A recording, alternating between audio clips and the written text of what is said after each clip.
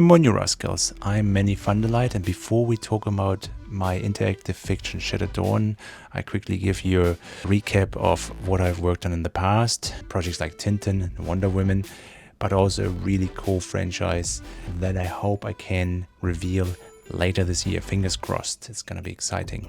So, that brings me to Shattered Dawn. Now, if you can't be bothered to read too much, Shattered Dawn is an interactive sci-fi project where your vote shapes the story. It begins as a screenplay, evolves into a comic, builds towards the short film, and ultimately paves the way for feature film. You vote by collecting open edition artworks, and your choice will directly impact the story. Now, how does that look like? These are ordered in reverse chronological order so that the top vote is always the current vote, and we'll get to that in a minute. The first vote was on the heroine, who's actually going to be our leading women. Now, these all have the same jobs. They're all pharmaceutical chemists, but they have different character traits. Like Laura, for example, she's very considered. Like, she's very careful in her approach. She's very methodical. Whereas the community choice, Layla, here on the right, she is unafraid. Like, she pushes the boundaries and is definitely more daring. And I think that resonated with most of you. And that brings me up to the top, and I quickly zoom in. The open edition with the most votes is reflected in the story, right? On the left side, we have the story part that was released together while the vote was running. And you can see how in the middle, when you see my mouse, vote says ouch, right? And vote tries to sit up and fails. Sorry, be back down shortly. These dialogue elements and action elements.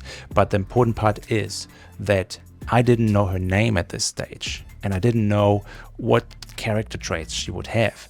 That is what you needed to vote on. And once the vote was finished and you guys picked Layla, I could rewrite that part and bring in her traits. So if we go to the same part of the story, like she just checked her temperature, right? And you see two temperatures here. It's sci-fi, so the top part is her body temperature, and she high fever, okay? The second body temperature is her baby, and the baby is doing fine. So she gets the temperatures and immediately lets out a half whistle. Whew. New record for me. You're doing fine though. See that Riscalian nature of her? She's unafraid. She then tries to get up and fails, then just talks to the baby, hang tight, more data coming. Like, she is curious for more knowledge and not afraid to just push the boundaries. That is how much influence you have over the story. And I think that is something I haven't seen anywhere, at least not in the Web3 space, where you have so much influence over what is going to happen, right? Layla will always be Layla now, for better or worse. We're going down to the second choice that you had to make. That was her partner. Similar thing. All of them have the same job as well. They're special forces that make sure that illegal technology is confiscated before something goes wrong and people die. So Rafiq has focused on fighting and extracting that illegal technologies. So it's whether leading a raid or shutting down illegal operations before it starts. Rafiq is always a step ahead, right?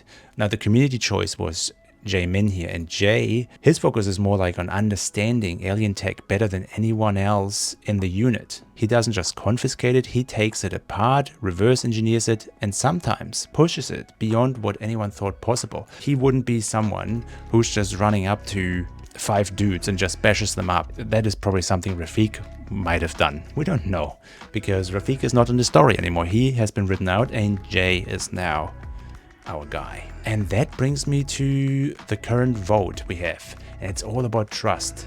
And before we actually dive deeper into that vote, I think we just have a quick look into the connected story part. And I'm having this on my Twitter account, and I will pin these below the video so you can actually read through the whole story as it unfolded till now. Here we have the story part. Layla had a hard time. She just fainted and she hurt herself. She's bleeding. She is having fever. Jae comes home and is just like shocked, like what's going on, right? So he helps her back to the couch, gives her ice packs to fight the fever. Then he grabs a dispenser and wants to give her, which contains medicine.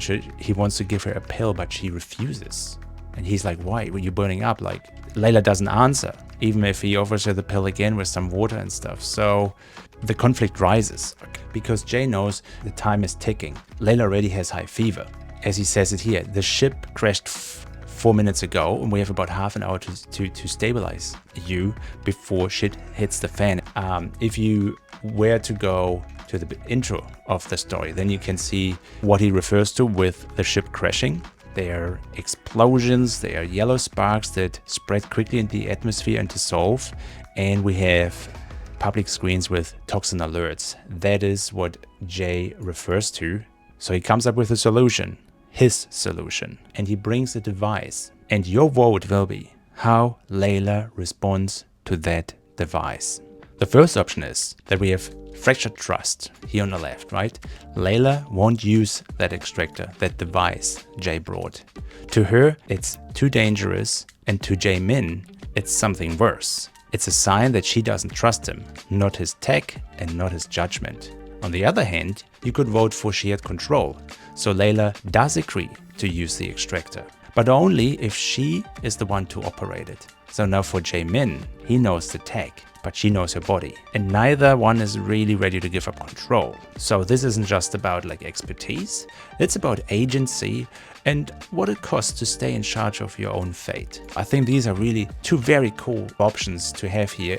Whatever the community chooses, whichever open edition will be minted the most, will then be written into the story and change the story from here on until it's over. It all snowballs into more and more community decisions that affect the story, and I think that's just fantastic.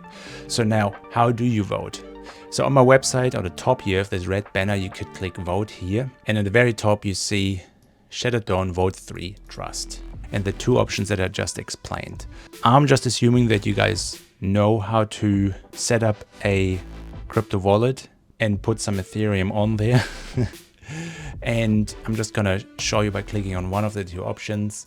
Yeah, so and here we are on the minting page for this open edition. Down here you see the deadline. Once this deadline expires, no more votes can come in, everything is locked in, and the decision will be put in the script. So you would just hit the mint button. Why not actually just do this quickly? One mint costs you 0.01 Ethereum, so that is about $27 as of recording this. So once the votes are locked in, the script will be adjusted and inscribed as ordinals on Bitcoin to really cement the community decision for eternity. So this is the collection page on Gamma, where the script parts are inscribed as ordinals. The sole purpose of these inscriptions is to manifest them on-chain forever, but also to fund the project. The goal is really to get ideally $100,000 to give it its best, to have a really nice looking short film that acts as proof of concept for the feature film, but also that looks so good and is so well executed that when it is pitched, the people have no choice but to watch it. And hopefully that eases the way to more funding for the feature. So right, that is Shattered Dawn. I'll leave you here on my X profile. This is where I'm going to post all further updates. Don't forget, the deadline is the 16th of May, 8 PM EDT. GM, you rascals.